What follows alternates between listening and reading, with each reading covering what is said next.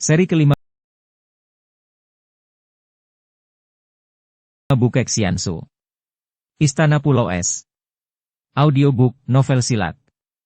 Cerita, Ho Ping Hu. Bab 1. Kebiasaan lama, tradisi, yang dilanggar akan menimbulkan kutuk dan malapetaka bagi si pelanggar, demikian pendapat kuno. Padahal hakikatnya, semua itu tergantung daripada kepercayaan. Bagi yang percaya mungkin saja pelanggaran akan dihubungkan dengan sebab terjadinya suatu halangan.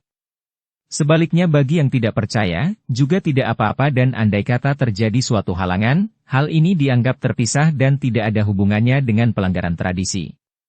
Betapapun juga, apa yang terjadi di Khitan, yang menimpa kerajaan Khitan oleh semua rakyatnya dianggap sebagai kutuk para dewata oleh karena dosa besar yang telah dilakukan oleh sang ratu mereka. Kerajaan Khitan mengalami kemerosotan hebat sekali.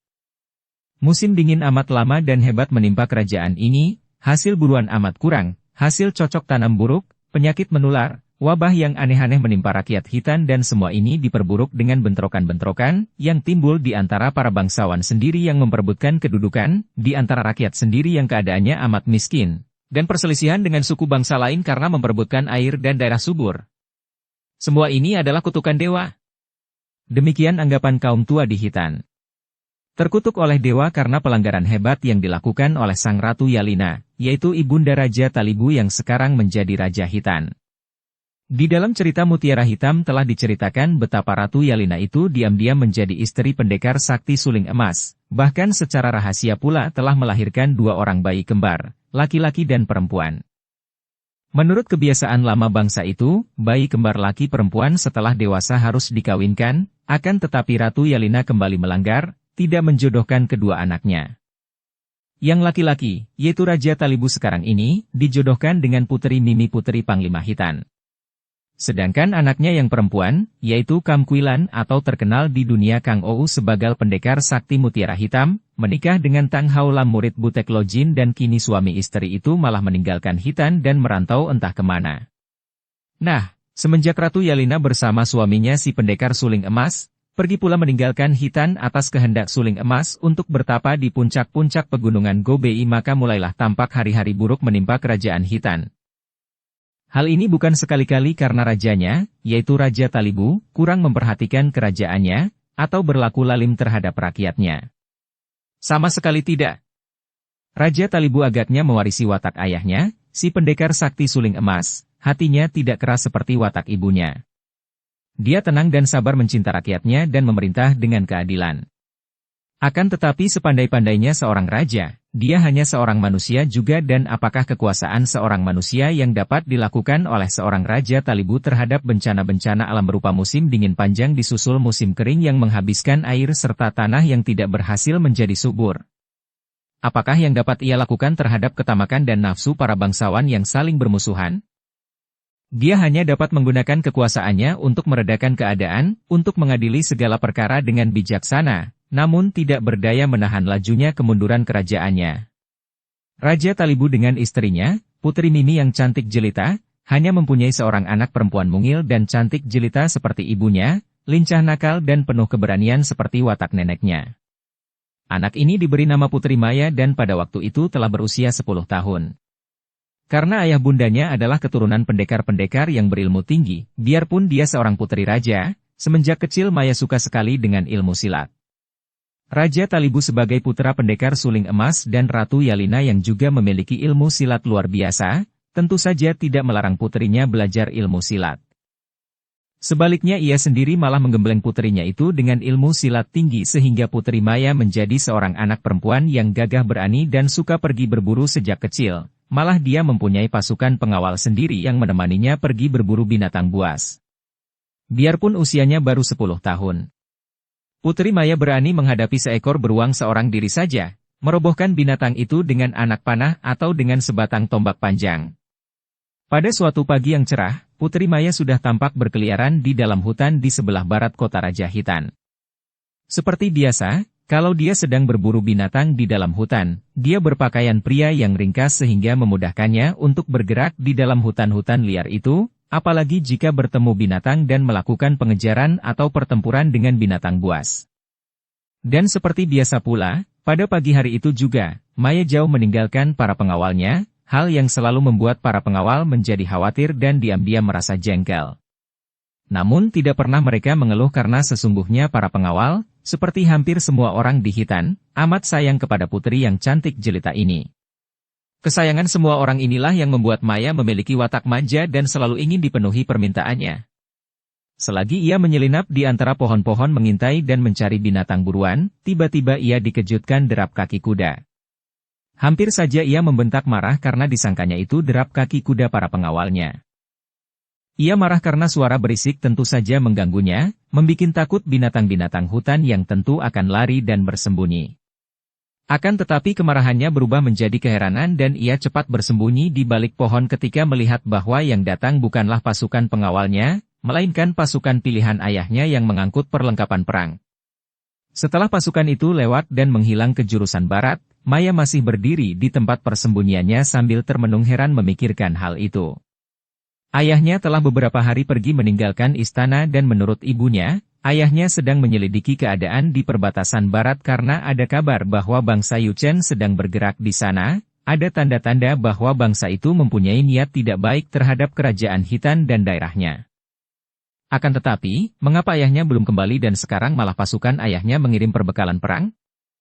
Apakah akan terjadi perang dengan bangsa Yuchen? Ia harus pulang dan bertanya kepada ibunya. Hilanglah nafsunya untuk berburu lagi dan dia lalu berlari kembali menjumpai para pengawalnya memerintahkan mereka untuk pulang ke kota raja.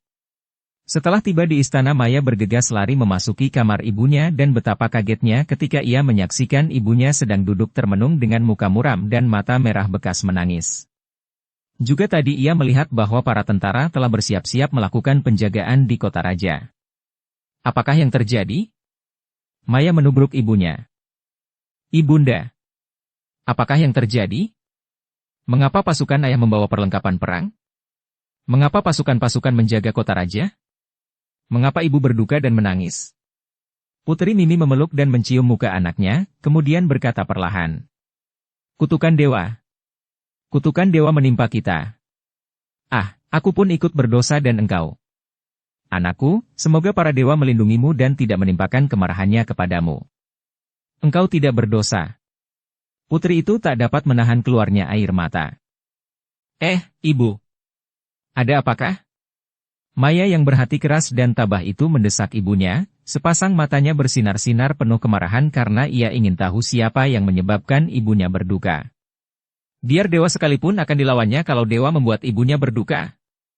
Putri Mimi yang cantik jelita itu menghela napas. Wajahnya yang berkulit halus dan biasanya berwarna kemerahan, kini pucat dan alisnya berkerut tanda bahwa hatinya diliputi kegelisahan. Seharusnya ayahmu menikah dengan mutiara hitam. Hal ini sudah dikehendaki para dewa semenjak mereka berdua belum lahir. Akan tetapi, nenekmu menghendaki lain. Ayahmu dikawinkan dengan orang lain. Tentu saja dewa menjadi marah dan sekaranglah tiba kutukannya menimpa keluarga kita. Kembali putri ini menangis. Ibu, kutukan apakah itu? Apa yang terjadi? Semenjak nenekmu, Ratu Yalina, meninggalkan Hitan bersama kakekmu, negara kita selalu dirundung kemalangan. Bencana alam dan perselisihan antara bangsawan mengakibatkan penderitaan, namun semua itu masih belum seberapa, masih dapat diatasi oleh kebijaksanaan ayahmu. Akan tetapi sekarang, beberapa orang bangsawan memberontak dan bersekutu dengan suku bangsa Yuchen, ada yang menyeberang kepada suku bangsa Mongol dan Manchu, ada pula yang bersekutu dengan kerajaan Sung dan kini mereka itu mengepung kita. Ayahmu sendiri berusaha menginsafkan mereka dan mengajak damai bangsa Yuchen, namun agaknya sia-sia belaka maka jalan satu-satunya hanyalah mempertahankan negara Hitan. Muka Maya menjadi merah, kedua tangannya dikepalkan. Mengapa berduka, Ibu? Kalau musuh datang kita lawan. Melihat sikap putrinya, di dalam tangisnya Putri Mimi tersenyum dan merangkulnya. Engkau mewarisi sifat-sifat nenek dan kakekmu. Akan tetapi, musuh terlalu banyak dan terlalu kuat. Betapapun juga, benar katamu, anakku, kita akan melawan. Hati ratu ini dibesarkan oleh sikap putrinya. Ia tidak tahu bahwa pada waktu itu, bangsa Mongol sudah menjadi bangsa yang amat kuat dan bangsa ini mulai memperkembangkan sayapnya bagaikan gelombang besar datang menelan segala sesuatu yang merintang di depannya. Benar seperti yang dikatakan Putri Mimi kepada anaknya. Raja Hitan memang sedang berusaha keras untuk menghindarkan perang. Pelbagai usaha dilakukannya, akan tetapi para bangsawan Hitan yang memberontak itu tidak mau mendengar, dan bangsa Yuchen yang bergerak dari barat itu pun tidak mau diajak damai. Melihat keadaan yang amat mendesak, bahwa perang takkan dapat dihindarkan, Raja Hitan mengadakan rapat pertemuan dengan para panglima. Jalan sudah buntu. Kita adalah bangsa yang besar dan biarpun selama ini kita mengalami nasib malang, namun semangat kita tak pernah padam. Kalau memang mereka menghendaki perang, apa boleh buat, kita terpaksa mengadakan perlawanan. Hanya aku menyesal sekali akan kebodohan bangsa Yuchen, terutama para bangsawan Hitan yang memberontak. Tidakkah mereka melihat datangnya bahaya hebat yang akan melanda kita semua? Bangsa Mongol jelas sekali memperlihatkan sikap hendak merajai seluruh daratan. Biarlah, kita akan mengadakan perlawanan. Raja ini lalu mengutus pengawal untuk mendatangkan bala bantuan dari kota raja, membawa perlengkapan perang dan diam-diam ia pun menulis sepucuk surat kepada istrinya. Bahaya besar mengancam kemusnahan kerajaan kita, istriku. Akan tetapi, kalau memang para dewa menghendaki demikian, biarlah aku musnah bersama kerajaanku. Aku akan mempertahankan kerajaan yang diberikan oleh leluhur kepadaku itu dengan jiwa ragaku. Akan tetapi engkau istriku, dan putri kita Maya, jangan ikut menjadi korban. Bawalah putri kita itu ke pegunungan Gobi, carilah ayah bundaku yang bertapa di sana, minta perlindungan. Demikian antara lain isi surat raja ini kepada istrinya. Dan surat inilah yang membuat Putri Mimi menangis, penuh cinta kasih dan keharuan kepada suaminya yang begitu gagah perkasa sehingga dalam menghadapi bahaya besar, tidak menyuruh dia pergi mencari pertolongan melainkan menyuruh dia dan anaknya pergi menyelamatkan diri, dan dengan sifat penuh kejantanan menghadapi bahaya seorang diri. Aduh, suamiku tercinta, demikian Putri Mimi mengeluh. Lupakah engkau bahwa aku pun anak dan keturunan Panglima Hitan yang setiap saat siap dan rela mempertaruhkan nyawa untuk membela negara? Tidak, aku pun akan menjaga kerajaan dan merupakan benteng pertahanan terakhir. Kalau kerajaan runtuh, bukan hanya engkau, aku pun harus ikut runtuh pula. Biarlah anak kita yang akan kuusahakan agar menyingkir dan menyelamatkan diri. Diam-diam Putri Mimi pun sudah mempunyai rencana dan menantilah dia akan perkembangan dengan hati gelisah namun tetap bersikap tenang. Perang tak dapat dihindarkan lagi. Pasukan-pasukan penjaga di garis terdepan sudah mulai bentrok dengan pasukan-pasukan musuh. Dalam keadaan seperti itu, seorang panglima tua Hitan menghadap Raja Talibu dan berkata, "Pihak musuh amat kuat, apalagi hamba mendapat laporan dari para penyelidik bahwa dari utara, bala tentara yang besar dari Mongol telah bergerak datang. Keadaan amat terdesak mengapa sejak dahulu Paduka tidak mengirim utusan ke Gobe Isan mohon bantuan ayah bunda Paduka?" Raja Talibu menggeleng kepalanya dengan sikap tegas. "Paman Panglima, kalau aku melakukan hal itu, aku akan menjadi manusia tak berguna selama hidupku. Aku menerima kerajaan dari ayah bundaku, apakah hanya untuk dinikmati saja? Apakah aku harus bersikap seperti seorang anak kecil yang menerima benda mainan dari orang tua, kemudian kalau benda itu menjadi rusak lalu kusuruh betulkan orang tuaku? Tidak, Paman, itu bukan sikap seorang pahlawan. Diserahi kerajaan bukan semata untuk menikmatinya dan bersenang-senang, melainkan diikuti pula dengan tanggung jawab. Orang tuaku telah mengundurkan diri bertapa, tidak mengecap kesenangan sedikit pun dari kerajaan, kini kerajaan terancam masa mereka yang harus susah payah pula, biarpun ayah bundaku merupakan orang-orang sakti yang sukar dicari bandingnya, akan tetapi apakah artinya dua orang saja menghadapi gelombang barisan Yuchen, dan Mongol dan puluhan bahkan ratusan laksa orang jumlahnya? Kita lawan sendiri, dan persoalannya hanyalah hidup, atau mati, dan urusan itu bukanlah wewenang kita untuk menentukan." Panglima tua itu kagum mendengar pendirian rajanya dan bangkitlah semangatnya. Ketika Panglima ini menyampaikan pendapat raja itu kepada para perwira dan prajurit, mereka pun bersorak. Menyatakan hendak mempertahankan negara sampai dengan napas terakhir. Perang terjadi di perbatasan barat dengan dahsyatnya. Kekuatan kedua pihak berimbang sehingga banyaklah korban yang jatuh di kedua pihak. Sementara itu, barisan Mongol sudah datang makin dekat selama 3 hari setelah perang berlangsung. Dan sepak terjang barisan Mongol yang menyerbu ke selatan itu amatlah ganas seperti segerombolan harimau kelaparan. Mendengar laporan ini, kecutlah hati Raja Talibu. Betapa bodohnya mereka, bangsa Hitan dan Yuchen tidak melihat datangnya bahaya dan berperang sendiri satu kepada yang lain. Maka berangkatlah raja ini ke medan perang, membawa gendewanya, naik ke atas kereta perang, dengan pakaian perang yang membuatnya nampak gagah perkasa. Untuk dapat membawa kereta perangnya ke tengah medan pertempuran, raja ini harus merobohkan banyak musuh dan kusirnya sudah beberapa kali diganti karena roboh binasa. Dengan gendewanya, Raja Talibu mengamuk sehingga akhirnya kereta perangnya dapat tiba di tengah medan laga, di tempat yang amat tinggi. Raja Talibu lalu meloncat di atas kereta perangnya, gendewa di tangan kiri, topi perangnya sudah terlepas dalam pertandingan ketika ia menuju ke tempat itu sehingga rambutnya terurai ke pundak, nampak gagah perkasa. Kemudian terdengar suaranya mengguntur seperti auman singa di padang pasir. Wahai seluruh bangsa Yuchen dan Hitan, dengarlah kata-kataku. Kita dibikin buta oleh perang, oleh nafsu mencari kemenangan sehingga tidak peduli akan kedatangan gelombang bangsa Mongol yang akan menghancurkan kita bersama. Apakah tidak lebih baik kita bersatu sebagai dua orang saudara untuk melawan bangsa Mongol daripada kita seperti dua ekor anjing memperebutkan tulang, tidak tahu bahwa serombongan serigala sudah datang hendak menghancurkan kita setelah kita kehabisan tenaga saling berperang sendiri? Pikirlah dan cepat mengambil keputusan, mereka sudah dekat sekali. Suara Raja Talibu ini amat nyaring dan seketika perang dihentikan, para pimpinan Yuchen menjadi ragu-ragu. Memang para penyelidik mereka pun melaporkan akan datangnya gelombang dahsyat bangsa Mongol, akan tetapi karena mereka menghadapi bangsa Hitan yang sudah berada di depan hidung, tentu saja mereka tidak dapat lagi mencegah terjadinya perang dengan bangsa Hitan. Akan tetapi sekarang Raja Hitan yang gagah perkasa itu bicara sendiri dan ucapannya amat cocok dengan isi hati mereka. Raja Yuchen dan pimpinannya lalu berunding dan minta waktu sehari untuk mengambil keputusan. Sementara itu perang itu dihentikan dulu. Namun, keraguan orang-orang Yuchen ini mendatangkan bencana hebat karena malam hari itu, secara tidak terduga-duga sekali, barisan Mongol sudah datang menyerbu dengan kekuatan besar.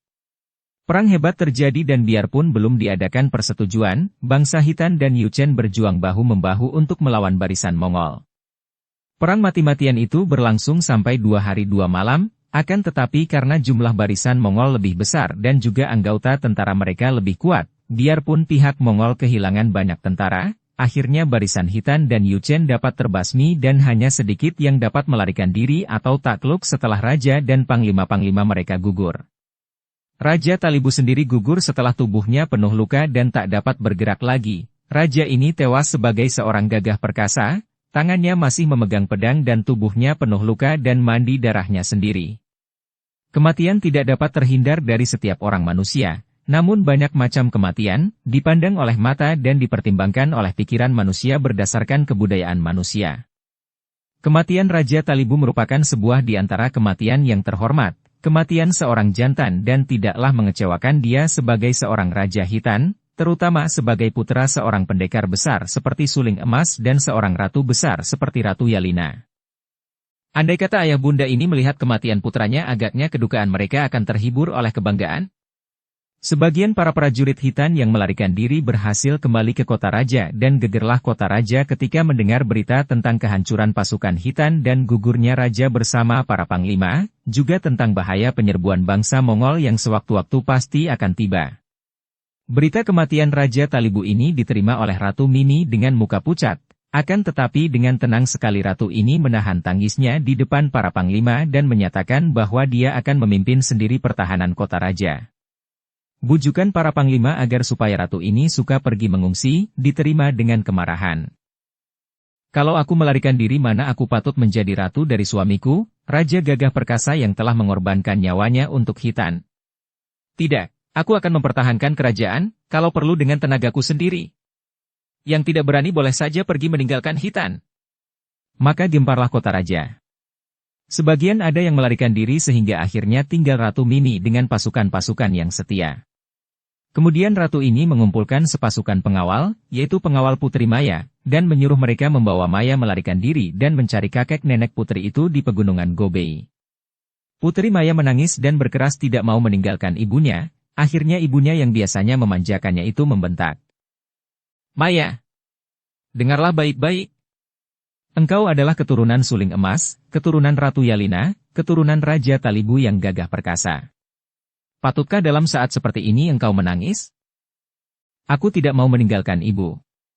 Aku pun akan membantu ibu menghadapi musuh untuk membalas kematian ayah. Bodoh! Kalau kau tinggal di sini, engkau pun akan mati. Aku tidak takut mati. Ratu Mimi menahan tangisnya dan merangkul putrinya, menciumi sambil berkata. Itulah soalnya. Anakku. Engkau tidak boleh mati.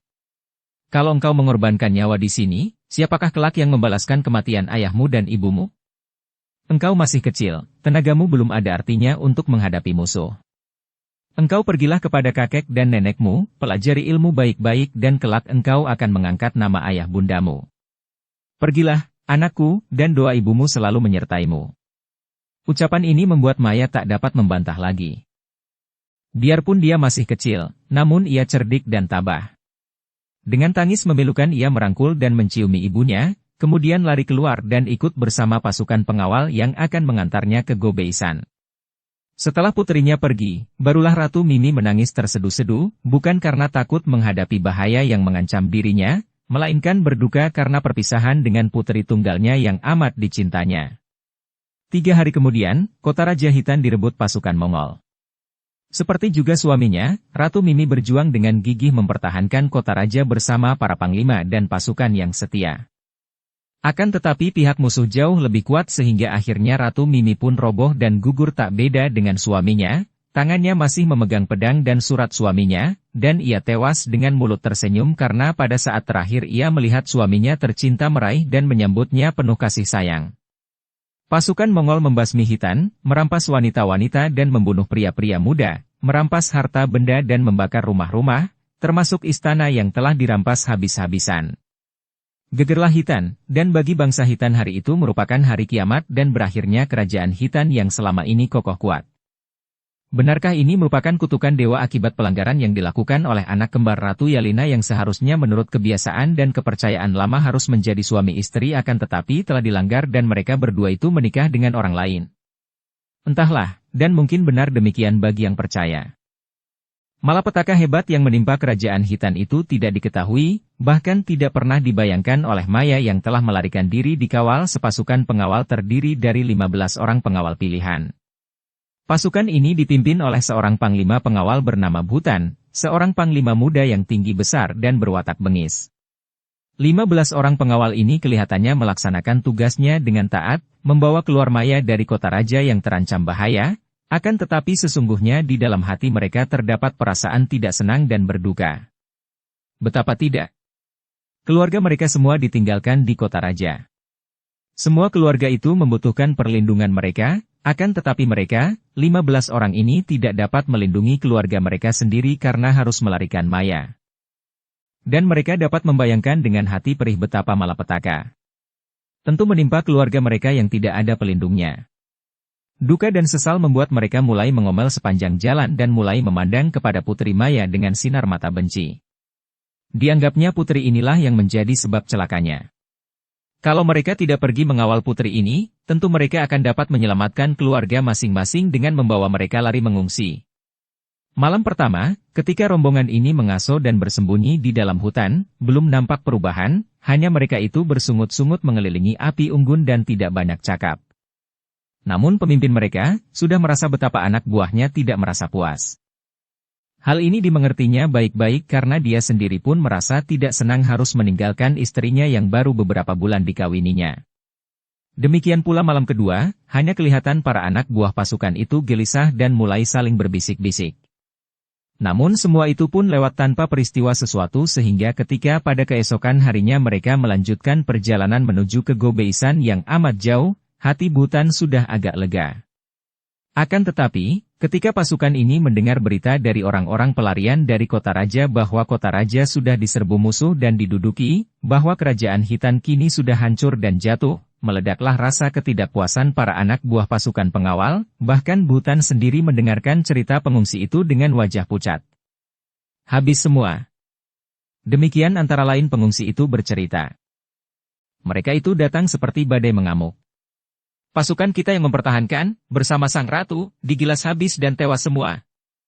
Istana dirampok dan diduduki, rumah rakyat dibakar, semua laki-laki dewasa dibunuh dan wanita-wanita dijadikan rebutan, diperkosa seperti segerombolan serigala kelaparan melihat domba. Banyak yang tewas karena diperkosa banyak orang di pinggir-pinggir jalan, di rumah-rumah, di mana saja sehingga jerit mereka memenuhi angkasa. Semua wanita, katamu. Butan bertanya, suaranya gemetar. Ya, semua. Bahkan yang tua-tua juga. Yang setengah kanak-kanak juga. Semua, tidak peduli kaya atau miskin, bangsawan atau rakyat jelata. Habis semua perempuan diperkosa, habis semua pria dibunuh. Yang tinggal hanya anak-anak kecil dan orang-orang tua yang berkeliaran dan kelaparan kehilangan keluarga. Ibuku. Bagaimana? Tiba-tiba Maya menjerit. Orang yang bercerita itu menarik napas panjang dan menengadah ke langit. Sang ratu telah gugur, akan tetapi, demi semua dewa. Setiap orang hitan yang masih hidup akan teringat betapa ratu itu tewas dengan senjata di tangan, dengan tubuh penuh luka, tewas sebagai seorang gagah perkasa. Hebat sekali, dan agaknya semangatlah yang memimpin semua perlawanan gigih. Ai! Ibu! Maya menjerit dan menangis sesenggukan, memanggil-manggil ibunya. Diam! Butan tiba-tiba menghardiknya, membuat Maya memandang dengan muka pucat kaget dan heran sekali mengapa panglima itu berani membentaknya seperti itu. Semua pasukan memandang dengan senyum mengejek, agaknya puas hati mereka melihat pemimpin mereka kini pun memperlihatkan kebencian kepada putri yang membuat mereka terpaksa meninggalkan keluarga mereka seperti sekumpulan domba ditinggalkan untuk menjadi mangsa serigala-serigala buas. Mengapa engkau menangis? Ditangisi pun tiada gunanya. Ibumu telah mati. Demikian pun istriku, ibuku, keluargaku. Dan panglima ini lalu menangis biarpun tidak mengeluarkan suara, hanya mengeluarkan air mata yang menetes turun di kedua pipinya. Juga para anggota pasukan yang 14 orang banyaknya itu semua kelihatan termangu-mangu penuh duka mengenangkan keluarga masing-masing yang tentu telah menjadi korban pula. Kita besok melakukan perjalanan, bukan ke Gobe Isan, akan tetapi membalas dendam kita, membakari rumah-rumah dusun yang sudah menjadi jajahan orang Mongol, demikian kata Butan dengan wajah bengis.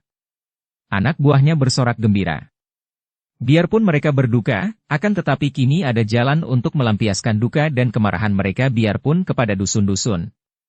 Hal itu berarti mereka akan dapat memperkosa wanita-wanita seperti istri-istri dan keluarga mereka diperkosa, dapat membunuh orang-orang seperti keluarga mereka dibunuh, dapat merampok seperti rumah mereka dirampok. Akan tetapi, aku harus kalian antarkan ke tempat pertapaan kakek dan nenekku di Gobe Isan. Maya berseru kaget dengan mata terbelalak. Butan tersenyum mengejek. Mulai sekarang tidak ada lagi yang mengharuskan aku. Engkau tidak boleh lagi memerintahku, bahkan engkau harus tunduk dan menurut segala kehendakku. Para anak buahnya bersorak mengejek. Maya meloncat bangun, mengepal kedua tinjunya dan memandang marah. Akan tetapi, apa kalian hendak memberontak? Aku adalah Putri Maya, putri dari Raja dan Ratu Hitan. Engkau harus taat kepadaku. Hahaha, putri yang manis. Engkau akan kujadikan pengganti istriku. Setahun 2 tahun lagi engkau akan menjadi seorang wanita yang jelita, patut menjadi istriku. Bukankah begitu kawan-kawan? Kata Butan yang terhimpit kedukaan berubah menjadi bengis dan kejam. Anak buahnya bersorak menyatakan setuju. Keparat, kau. Maya maju dan mengayun tangan hendak menampar muka panglima itu, akan tetapi biarpun sejak kecil dia sudah belajar ilmu silat. Namun Butan bukan laki-laki sembarangan, melainkan seorang panglima pengawal yang tentu saja memiliki kepandaian. Dia menangkis terus menangkap lengan kecil itu, memutar dan mendorong sehingga tubuh Maya terlempar dan roboh telentang. Terdengar suara ketawa para pasukan pengawal. Hahaha, engkau tidak boleh galak lagi, nona kecil, kata mereka. Maya meloncat bangun lagi, akan tetapi lengannya sudah disambar oleh Butan dan tangan panglima ini diayun. Plak plak plak plak, kedua pipi Maya ditampari sampai menjadi merah dan terasa panas. Dengar kau, Maya. Ketahuilah bahwa engkau bukanlah anak raja dan ratu hitan, engkau hanya diaku anak angkat. Biarpun kedua pipinya terasa panas dan sakit-sakit dan hatinya lebih panas dan sakit lagi mendengar ucapan itu dia terbelalak kaget dan heran. Apa? Apa, kau bilang? Duduklah dan dengar baik-baik agar kau tidak rewel lagi. Mulai sekarang, engkau harus mentaati segala perintahku karena akulah satu-satunya orang yang akan dapat menyelamatkanmu. Kerajaan Hitan sudah hancur, keluarga raja sudah tewas semua. Engkau memang bukan anak Raja Hitan, mana mungkin Raja Hitan dapat memperoleh keturunan? Dia telah terkutuk oleh para dewa, dan semenjak Ratu Yelena melakukan pelanggaran, keluarga Raja Hitan sudah terkutuk. Pantaslah kalau sekarang menjadi runtuh. Mengapa begitu? Air mata Maya mengucur lagi. Ceritakanlah, Butan. Ceritakan apa yang telah terjadi? Ceritakan tentang keluargaku. Bukan keluargamu, hanya keluarga jauh. Kalau begitu, ceritakan siapa aku, siapa orang tuaku. Maya makin bingung dan karena ingin sekali mendengar penuturan Panglima ini, ia sudah lupa akan kemarahannya bahwa dia tadi ditampar. Para prajurit yang juga belum mendengar riwayat raja mereka dengan jelas, hanya mendengar berita angin saja, kini juga berkumpul dan mendengarkan penuturan Butan yang agaknya tahu akan riwayat itu. Dosa pertama dilakukan oleh Ratu Yelena. Butan mulai bercerita. Ratu Yelena yang dijunjung tinggi oleh bangsa Hitan, yang pada lahirnya saja tidak pernah menikah, ternyata melakukan pelanggaran karena diam-diam melakukan hubungan cinta dengan pendekar suling emas. Dari hubungan gelap, yang mendatangkan kutuk para dewa atas bangsa Hitan itu, terlahirlah anak kembar, laki-laki dan perempuan. Anak kembar laki-laki dan perempuan harus dijadikan suami istri. Seorang anggota pasukan pengawal yang sudah berusia 40 tahun lebih berkata. Butan mengangguk. Mestinya demikian. Akan tetapi Ratu Yelena yang sudah melakukan dosa pertama itu, melanjutkan dengan dosa kedua yang lebih berat lagi dan yang agaknya membuat para dewa memutuskan untuk menghancurkan kerajaan Hitan. Anak kembar itu, yang perempuan adalah pendekar wanita mutiara hitam yang sekarang merantau bersama suaminya entah kemana. Adapun yang laki-laki adalah mendiang Raja Talibukita yang menikah dengan Ratu Mini. Tentu saja orang-orang berdosa itu tidak bisa memperoleh keturunan. Biarpun aku tidak tahu di mana adanya mutiara hitam, akan tetapi aku yakin bahwa dia pun pasti tidak bisa mempunyai keturunan. Tapi aku adalah anak Raja dan Ratu Hitan. Maya berteriak. Hehe, itu adalah dugaanmu saja, anak manis. Butan berkata tertawa. Sesungguhnya bukan demikian. Engkau adalah anak dari saudara misan Ratu Mini, ibumu adalah putri bangsawan rendahan yang menikah dengan seorang perwira. Ibumu mati ketika melahirkan engkau dan ayahmu sudah tewas pula dalam perang. Raja Talibu yang agaknya hendak meniadakan kutuk akan dirinya, telah mengambil engkau sebagai anak-anak memang jarang ada yang tahu, akan tetapi aku tahu akan itu semua, manis. Tidak. Tidak. Maya menangis dan menangis terus sampai pada keesokan harinya rombongan itu melanjutkan perjalanan. Maya digandeng dan setengah diseret oleh Butan yang memimpin rombongannya itu melanjutkan perjalanan, bukan ke Gobe Isan, melainkan ke timur. Dapat dibayangkan betapa hancur dan sengsara rasa hati Maya, akan tetapi apa yang dapat ia lakukan? Kalau dia melarikan diri, selain sukar sekali karena ia selalu diawasi, juga ia akan dapat pergi kemanakah?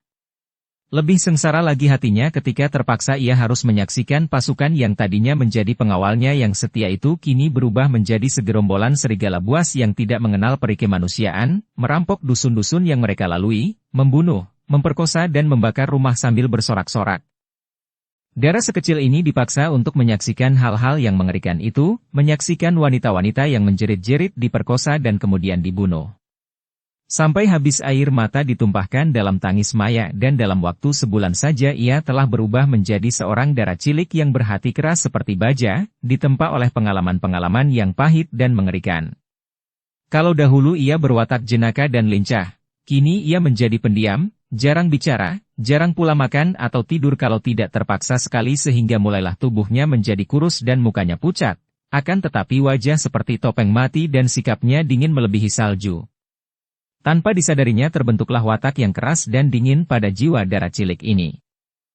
Pergolakan hebat yang terjadi di utara itu bukan tidak ada ekornya sama sekali, bahkan menjadi awal pergolakan hebat yang menjalar ke selatan.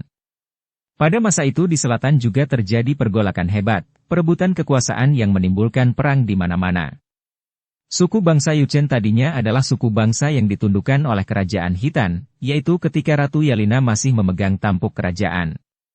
Setelah kini keadaan Hitan menjadi lemah, bangsa Yuchen membalas dendam, memberontak dan dibantu pula secara diam-diam oleh kerajaan Sung dari selatan.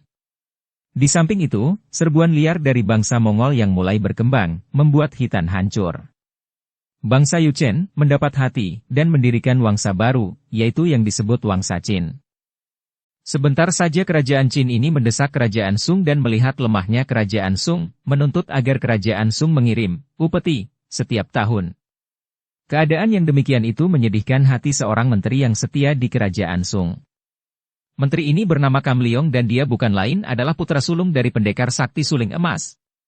Bahkan Menteri Kam Leong inilah yang sesungguhnya telah mewarisi kepandaian ayahnya, juga telah mewarisi senjata pusaka ayahnya yang berupa sebatang suling emas dan sebuah kipas. Kaisar amat percaya kepada Menteri Kam Leong, bukan hanya karena menteri ini adalah putra pendekar besar suling emas, melainkan terutama sekali karena menteri ini memang amat pandai dan bijaksana, juga amat setia kepada negara. Menteri Kam Leong prihatin dan berduka sekali. Pergolakan-pergolakan hebat yang terjadi amat menggelisahkan hatinya. Dia mendengar akan keadaan Khitan yang terancam hebat oleh bangsa Yuchen dan Mongol. Dan celakanya, Kaisar Sung menerima uluran tangan bangsa Yuchen untuk bersama-sama menyerang dan mengeroyok kerajaan Khitan. Betapa tidak akan sedih hatinya kalau ingat bahwa Raja Khitan adalah adik tirinya sendiri? Raja Talibu di Khitan adalah putra suling emas pula sehingga merupakan saudara seayah dengannya, berlainan ibu. Namun, apa yang dapat ia lakukan? Dia adalah seorang menteri kerajaan Sung. Dan adik tirinya itu adalah Raja Khitan. Dia harus bersetia kepada negaranya sendiri. Menteri yang bijaksana ini tidak mempunyai anak. Akan tetapi dia mempunyai seorang murid yang amat disayangnya. Muridnya mewarisi kepandaiannya dan berjiwa gagah perkasa pula.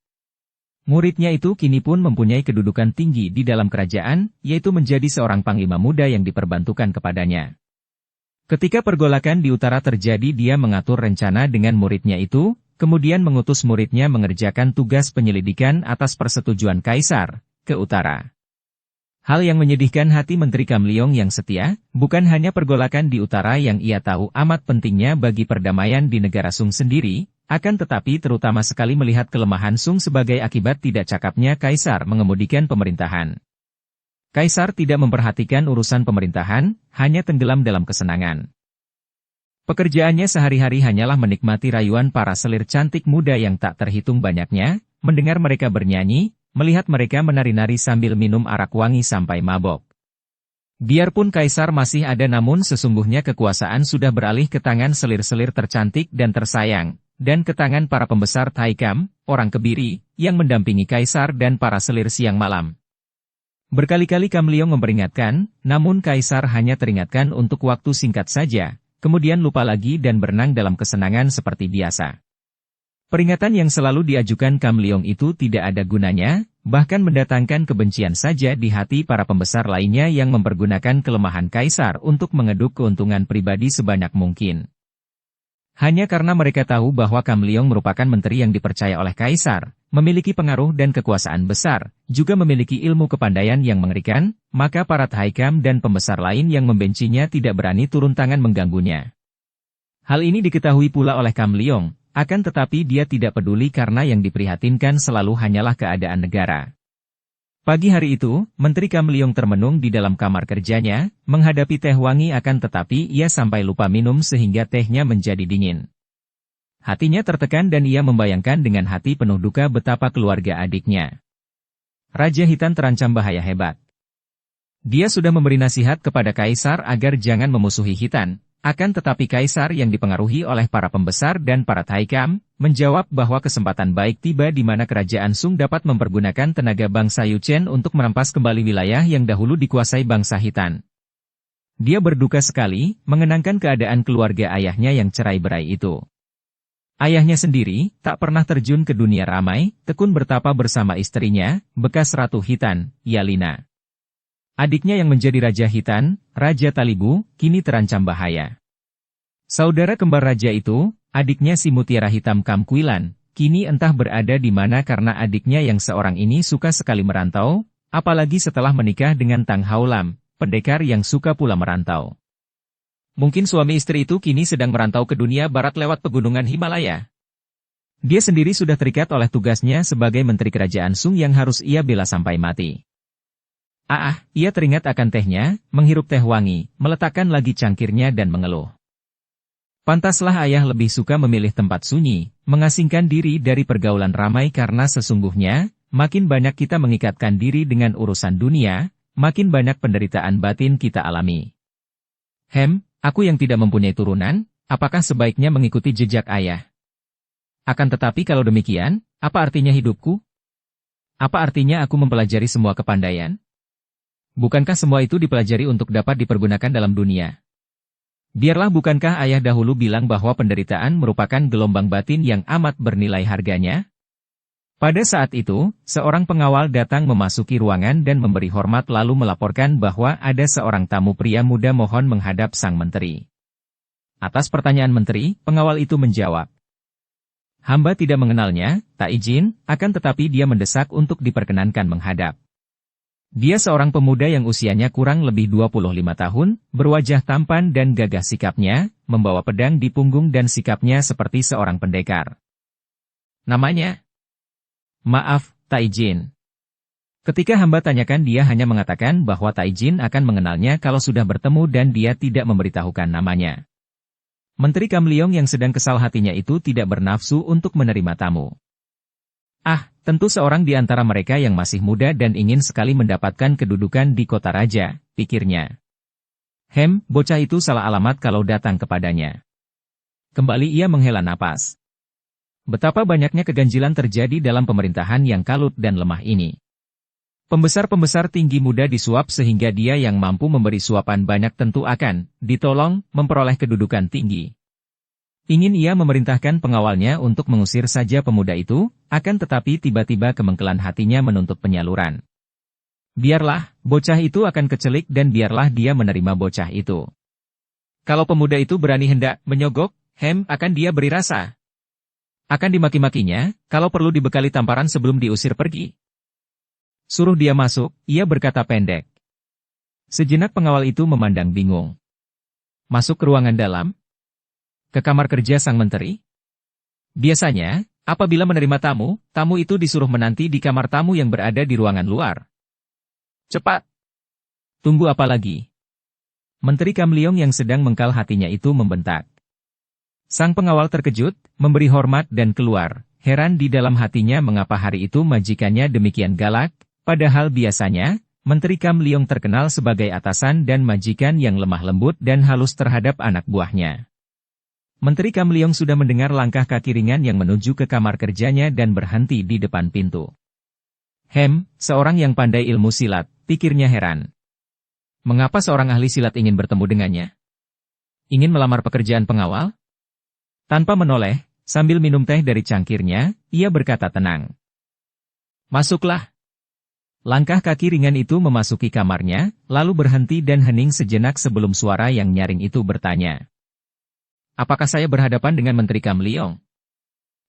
Bocah ini sama sekali tidak mempunyai suara penjilat, tidak bermuka-muka dan tidak berlebihan menghormatinya seperti biasa dilakukan orang, malah terdengar agak kurang ajar dan tidak memandang kedudukannya yang tinggi.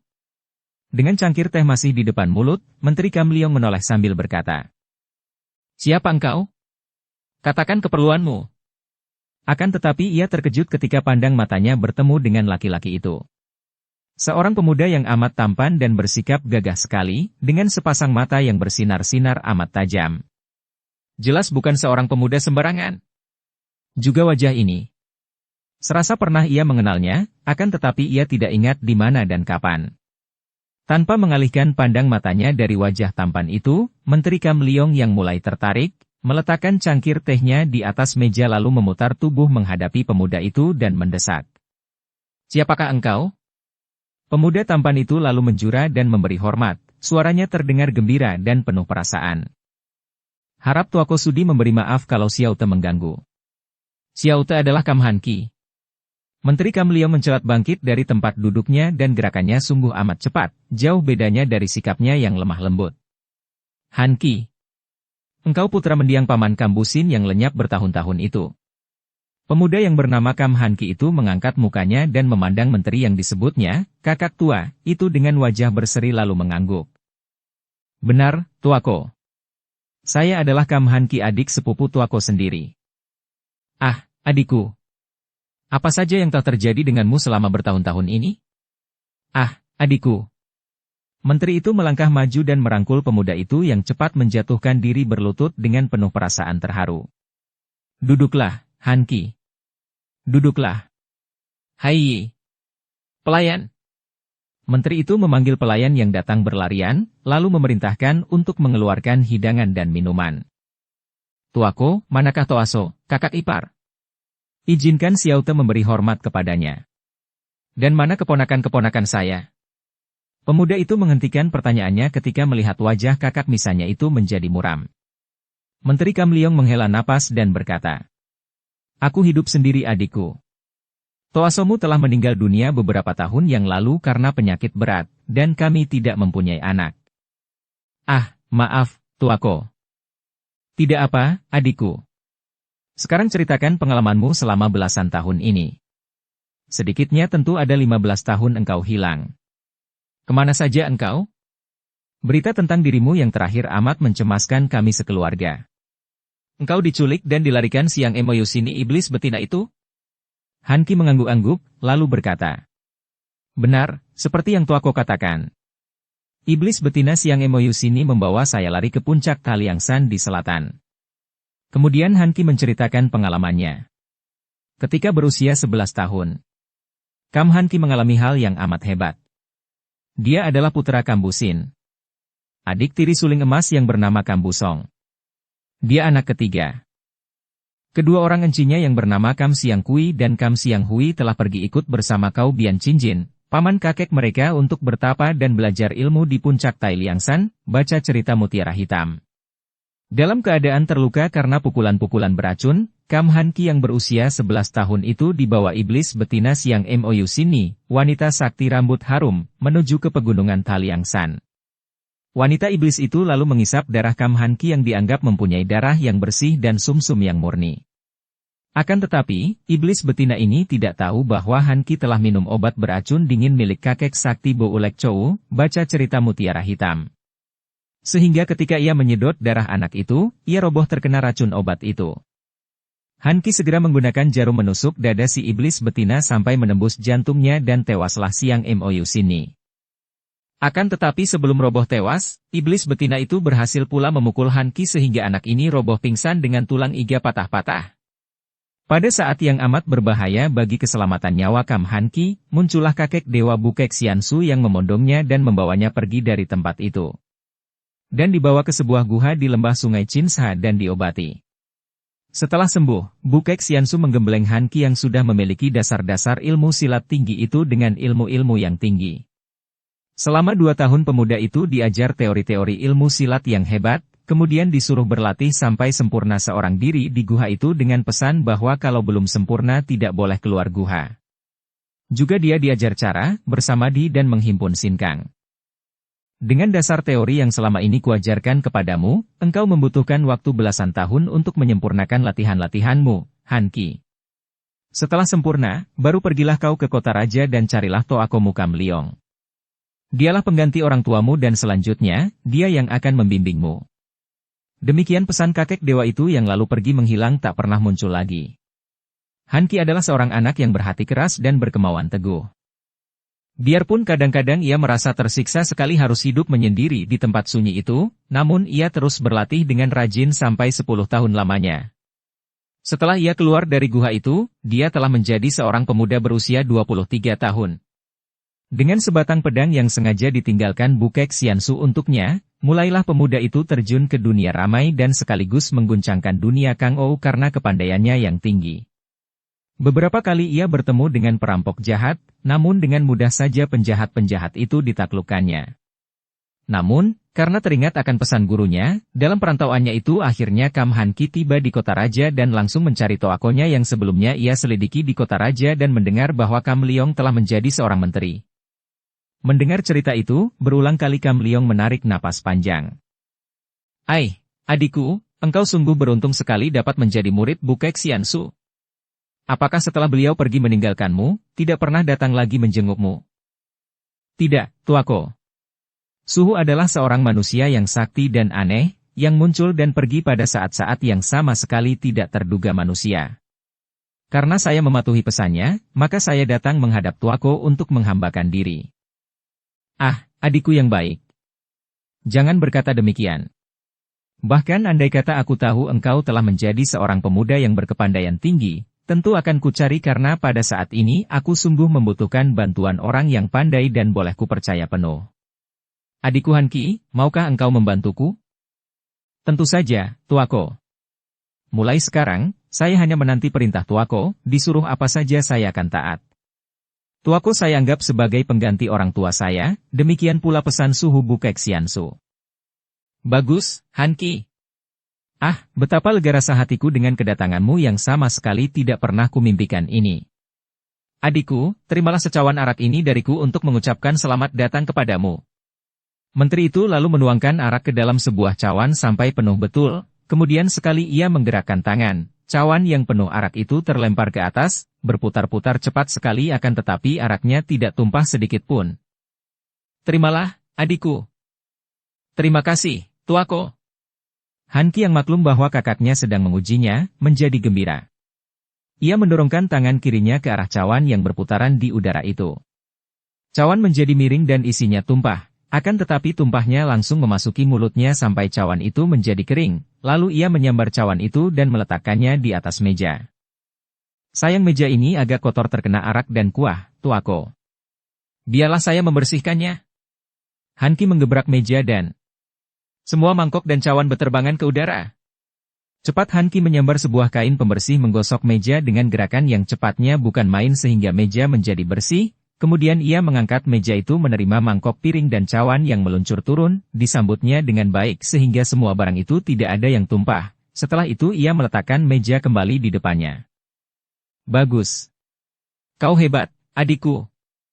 Menteri Kam Liong girang sekali, kemudian tiba-tiba ia memegang tangan adiknya. Kam Hanki merasa betapa dari telapak tangan kakaknya itu keluar getaran hebat yang makin lama makin panas. Ia tahu bahwa itulah penyaluran tenaga sinkang yang amat kuat, maka cepat ia pun mengerahkan sinkangnya, menerima tekanan kakaknya dengan muka tidak berubah. Menteri itu merasa betapa tiba-tiba tangan adiknya yang ia pegang dan remas itu menjadi dingin seperti salju dan betapa wajah pemuda itu sama sekali tidak berubah. Ia kagum bukan main dan barulah ia merasa yakin bahwa Bukek Xiansu benar-benar telah berlaku murah hati kepada adiknya ini, dan yakin bahwa pemuda ini dapat membantunya meringankan beban yang amat berat terasa olehnya pada waktu itu. Akan tetapi hatinya masih belum puas mengingat betapa pentingnya tugas yang hendak ia serahkan kepada Hanki. Adikku yang baik, marilah ikut bersamaku ke Lian Butia, ruangan berlatih silat, katanya setelah ia melepaskan tangannya. Hanki bangkit dan mengikuti menteri itu pergi ke Lian Butia. Para penjaga hanya dapat melihat dengan mata melongo saja betapa kini pemuda yang menjadi tamu itu bertanding dengan hebatnya melawan sang menteri. Hanki menggunakan pedangnya, sedangkan Menteri Kam Liong menggunakan sepasang senjatanya yang selama ini belum pernah terkalahkan, yaitu sebatang suling emas dan sebuah kipas. Diam-diam Kam Hanki kagum bukan main. Kakaknya yang sudah setengah tua itu ternyata amat hebat. Permainan suling emas dengan ilmu silat pedang Patsian Kiamsut dirangkai dengan ilmu kipas Lohai San Hoat benar-benar lihai sekali. Patsian Kiamsut, ilmu pedang 8 dewa, adalah ilmu pedang tingkat tinggi yang cepat dan memiliki jurus-jurus berbahaya, kini dimainkan dengan suling yang berubah menjadi gulungan sinar emas sungguh menakjubkan. Adapun Lohai San Hoat, ilmu kipas pengacau lautan, juga hebat main, selain gagangnya dapat dipergunakan untuk menotok jalan darah, juga kalau kipas dikebutkan, angin menyambar keras mengacaukan gerakan lawan. Namun Hanki tidak percuma melatih diri selama belasan tahun seorang diri di dalam guha tidak percuma menjadi murid Bukek Xiansu karena ilmu pedangnya juga amat tinggi. Ilmu pedangnya mempunyai dasar gerakan Hong In Bun Hoat yaitu gerakan ilmu silat yang dilakukan seolah-olah menulis huruf-huruf indah di udara, dan karena semua ilmu silat yang dimainkan oleh kedua kakak beradik ini berasal dari satu sumber, maka mereka dapat saling mengenal jurus lawan dan dapat mengimbanginya. 100 jurus telah lewat dan diam-diam Menteri Kam Liong kagum dan girang sekali. Pada waktu itu, jarang ada lawan, apalagi masih begini muda, yang dapat menandinginya sampai 100 jurus tanpa terdesak sedikit pun, bahkan dalam hal tenaga sinkang, adiknya ini malah lebih kuat daripadanya. Butoan, hebat tidak kepandaian adikku ini? Tiba-tiba Menteri Kam Liong berseru gembira sambil meloncat ke belakang menghentikan serangannya, Menoleh kepada seorang laki-laki setengah tua yang berpunggung bongkok dan yang sejak tadi menonton dengan mata terbelalak dan mulut celangap, melongo, dengan penuh kekaguman. Bersambung ke bab 2. Dukung kami dengan subscribe, follow, like, komen dan share. Terima kasih.